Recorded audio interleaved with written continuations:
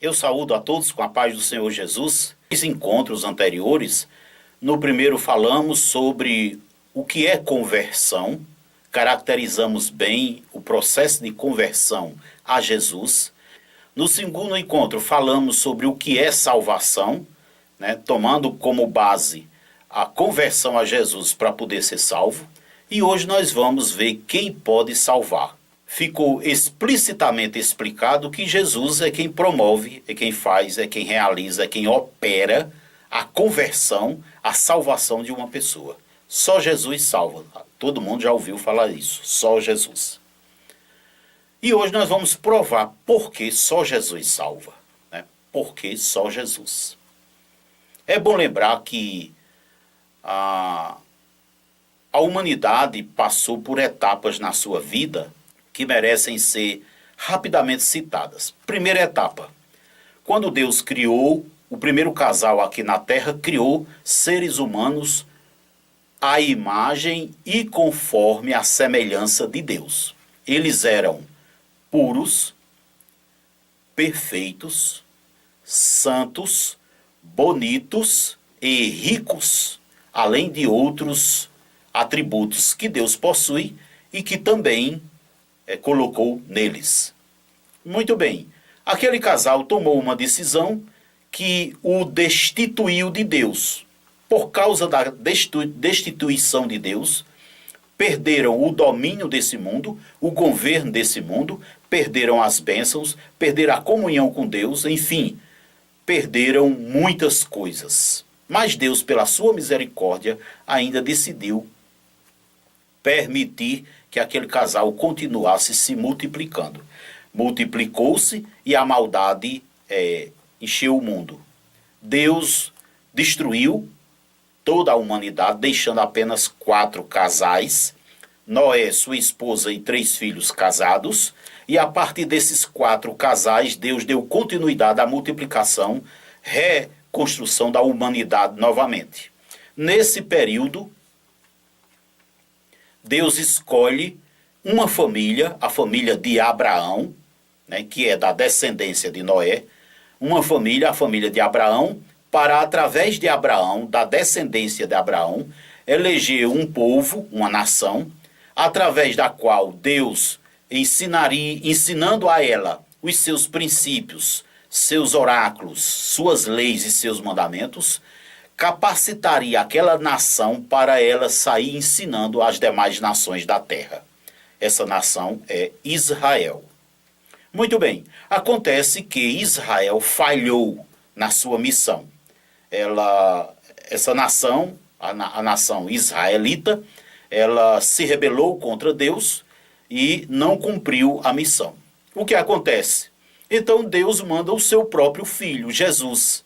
Como na face da terra Deus não encontrou ninguém que pudesse operar esse processo de consolidação da salvação, Deus enviou o próprio Filho, Jesus. Jesus, que já existia antes da criação do mundo em forma espiritual, veio incorporado em carne, se manifestou em carne, e aqui Jesus veio fazer uma coisa. O que foi? Veio salvar a humanidade da situação de destituição, da situação de pecado, da situação horrível em que se encontrava. Esta é a missão de Jesus, salvar a humanidade. Muito bem, isso foi visto no processo de conversão e no processo de salvação. Hoje nós vamos provar por que Jesus. Observa que, ao longo desse tempo, Deus foi tratando com a nação de Israel, concedeu à nação de Israel reis, uns foram bons, outros foram maus, concedeu a Israel muitas bênçãos, deu a Israel muito privilégio, e aí Israel acabou falhando.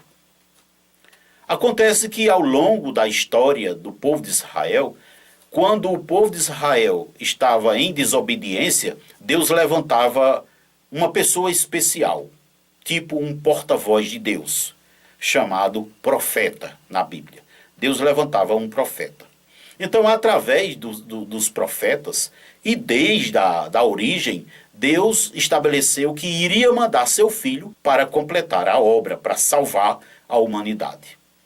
E nós vemos na Bíblia um fato interessante, é que milhares de anos antes de Jesus vir, a própria Bíblia, a palavra de Deus, já anunciava a vinda dele, né?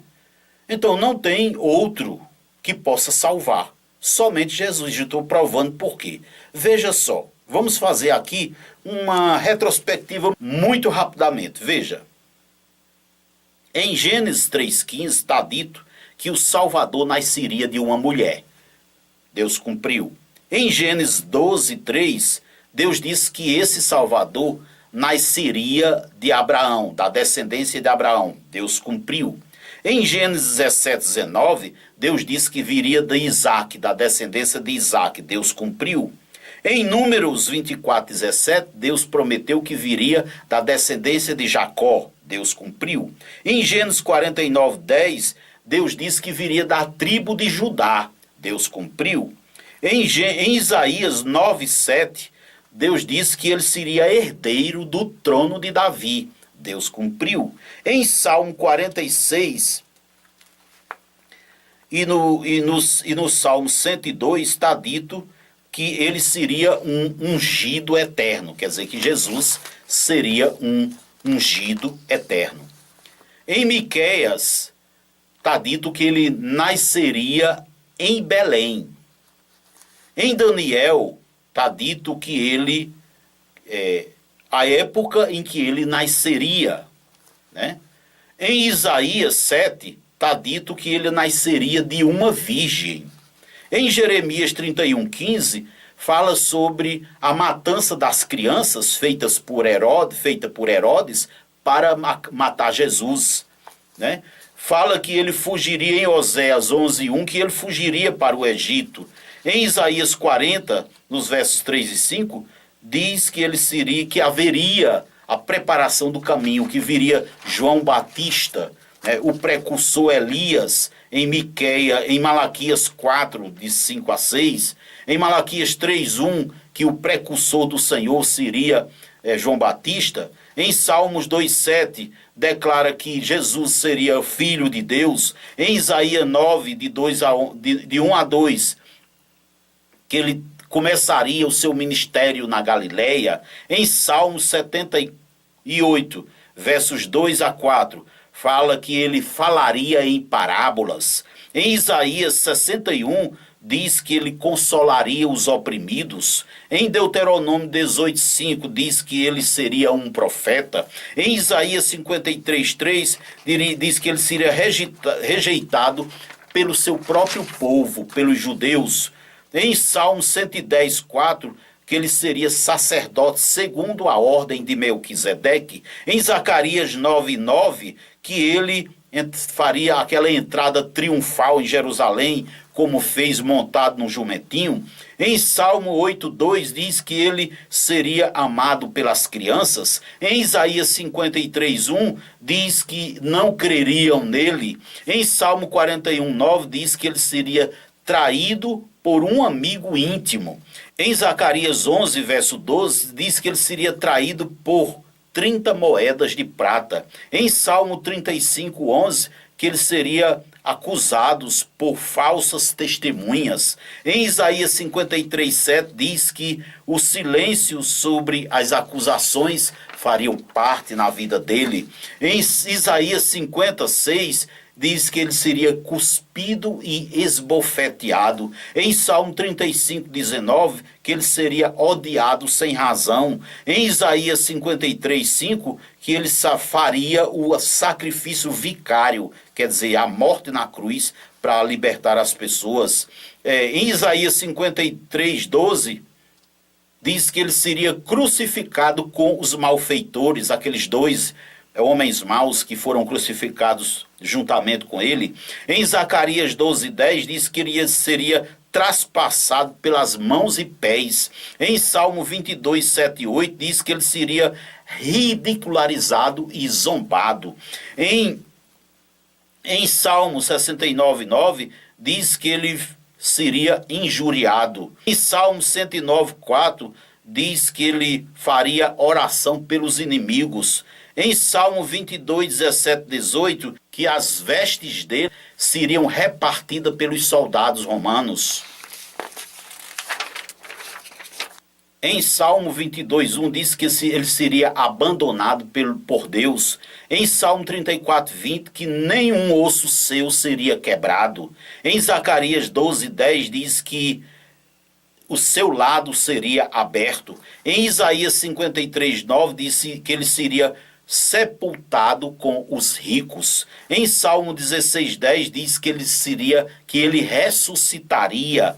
Em Salmo 68, 18 diz que ele seria assunto aos céus e iria para a direita do Pai. Aqui nós vemos, por exemplo, o livro de Gênesis foi escrito milhares de anos antes de Jesus vir. Os Salmos também. Os livros de Zacarias, Jeremias, os profetas, foram escritos centenas de anos antes de Jesus vir. Será que ainda dá para você duvidar que só Jesus é Salvador do mundo? A Bíblia diz que todos os livros dos profetas falam sobre a vinda de Jesus. Então Jesus não chegou aqui por acaso. Eu quero ler, inclusive, um texto na Palavra de Deus, no livro de Lucas, e no capítulo 24, para você ver que o próprio Jesus afirma que as Escrituras, o Antigo Testamento, fala a respeito da vinda dele. Então ele não veio de surpresa aqui, ele veio avisado há milhares de anos atrás. Lucas 24, a partir do verso 44. A seguir, Jesus lhes disse: são estas as palavras que eu vos falei, estando ainda convosco. Importava se cumprisse tudo o que de mim está escrito na lei de Moisés, nos profetas e nos salmos. Então, lhes abriu o entendimento para que compreendessem as Escrituras. E lhes disse: assim está escrito, que o Cristo haveria de padecer e ressuscitar dentre os mortos no terceiro dia, e que em seu nome se pregasse arrependimento para a remissão de pecados a todas as nações, começando em Jerusalém. Então a nação japonesa, ela tem que se arrepender dos pecados e receber Jesus como Salvador. A Índia também. O Iraque, o Irã, o mundo árabe também. Toda a Europa também. As Américas, enfim. Todas as nações, a Bíblia está dizendo, todas as nações só podem se converter através de Jesus. Porque o próprio Jesus aqui está dizendo que a Bíblia, o Antigo Testamento, fala a respeito da vinda dele.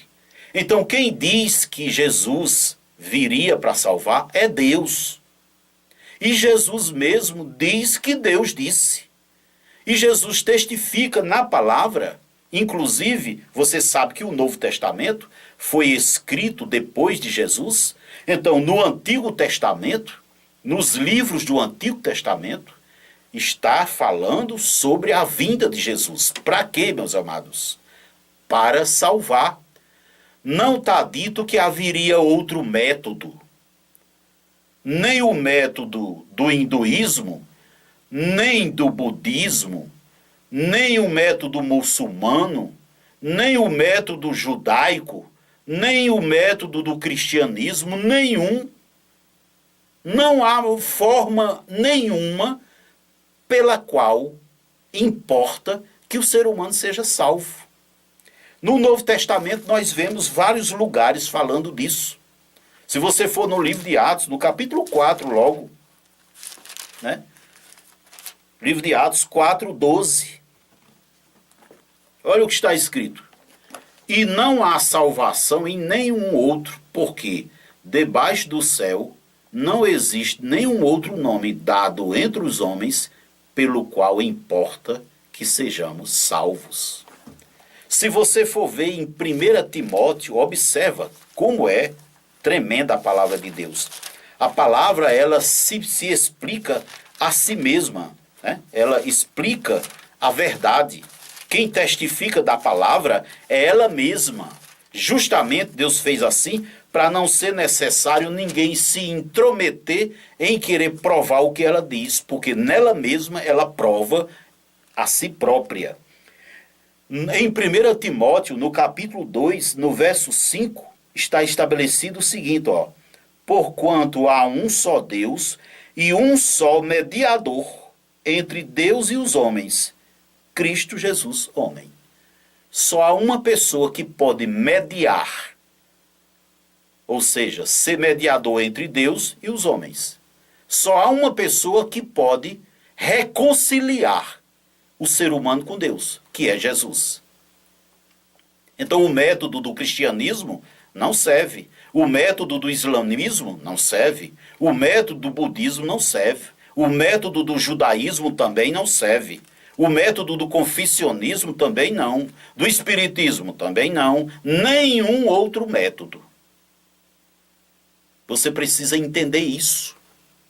Jesus, quando veio aqui, ele condenou todas as religiões que existiam. E as que existem hoje são sementes daquelas que já existiam. É preciso você entender estas coisas, mas só entenderá se primeiro se converter a Jesus. Atos 10:43, que diz o seguinte: dele todos os profetas dão testemunho de que, por meio de seu nome, todo aquele que nele crê recebe remissão de pecados. Ninguém pode perdoar pecados. Nenhuma religião, nenhum líder de religião, nenhum servo, nenhum colaborador, nenhum gerente, ninguém pode perdoar pecados. E para a pessoa ser salva, como nós vimos no encontro sobre conversão, para a pessoa se converter, o requisito, o processo, a etapa, o passo indispensável é que o passado sujo, os pecados do passado da pessoa sejam perdoados. E somente Jesus pode fazer isso. Em Atos 2, no verso 38, nós podemos confirmar mais ainda essa passagem. Aqui diz o seguinte, Atos 2:38. Respondeu-lhes Pedro: arrependei-vos e cada um de vós seja batizado em nome de Jesus Cristo, para a remissão dos vossos pecados, e recebereis o dom do Espírito Santo. Lembra? Quando falamos de conversão, falamos que o Espírito Santo vem habitar na pessoa. Então, só recebe o Espírito Santo se os pecados do passado forem perdoados. E só quem pode perdoar os pecados do passado é Jesus Cristo. Qualquer batismo tem que ser em nome de Jesus Cristo. Então, conversão não é uma religião.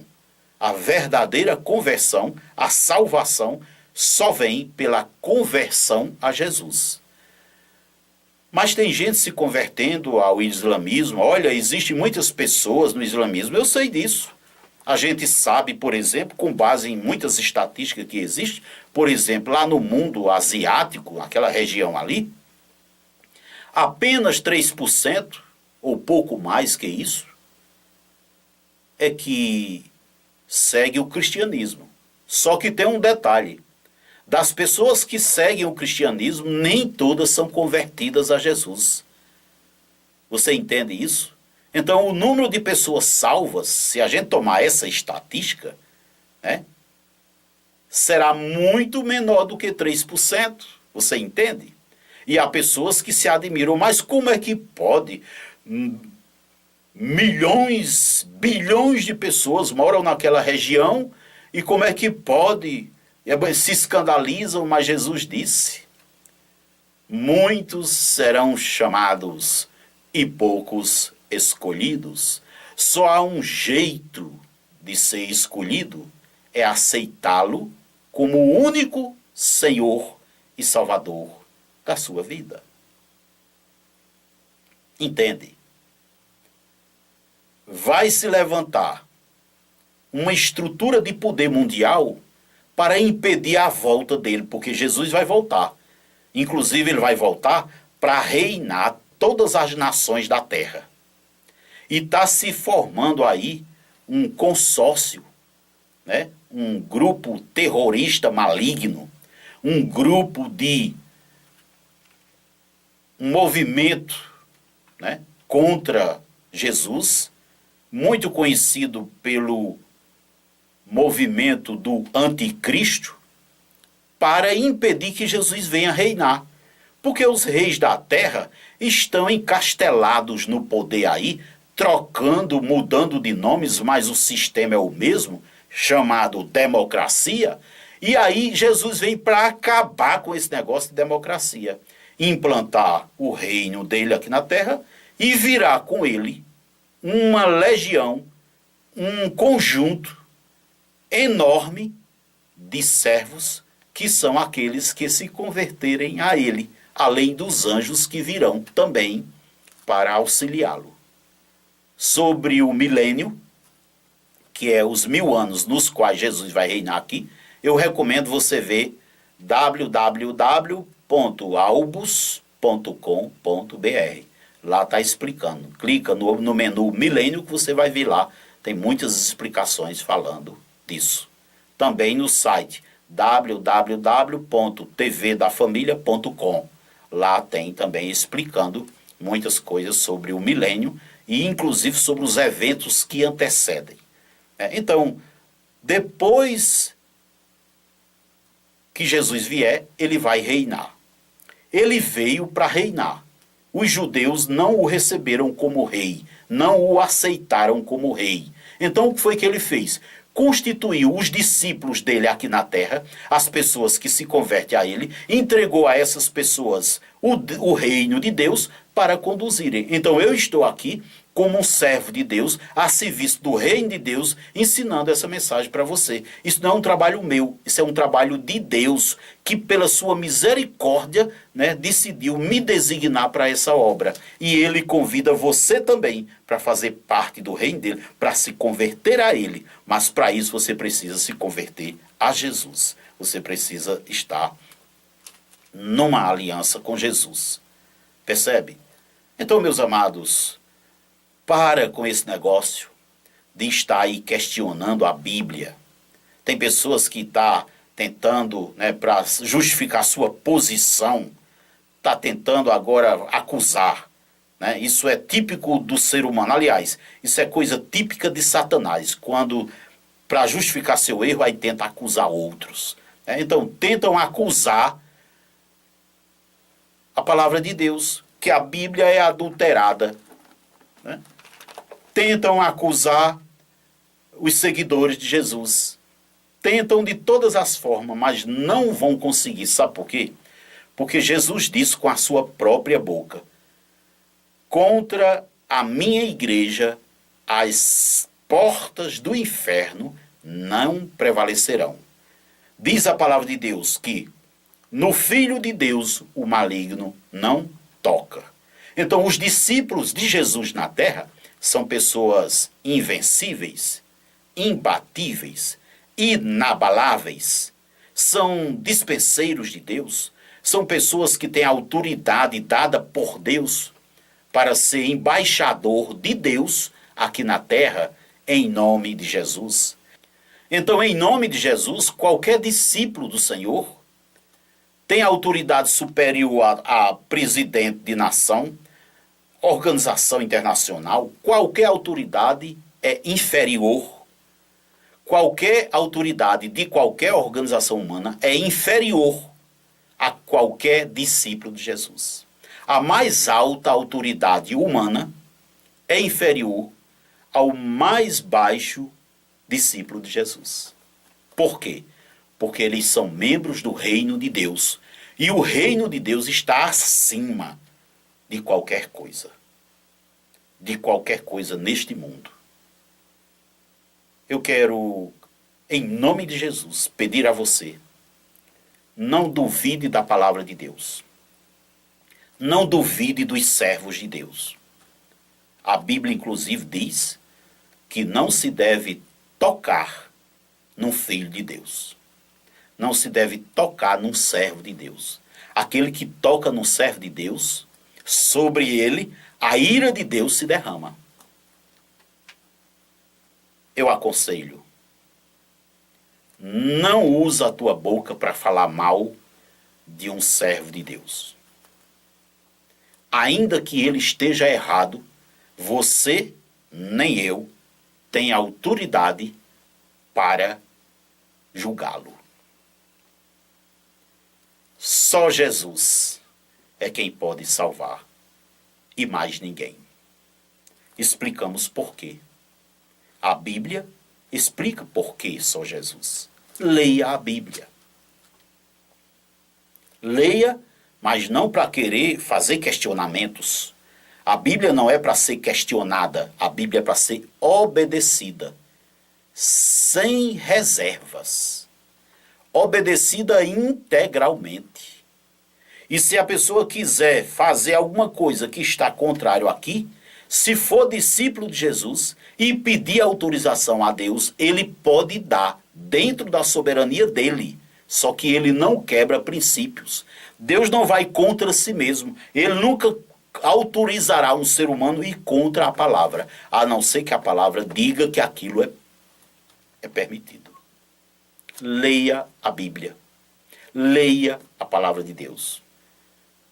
Assim nós explicamos por que só Jesus salva.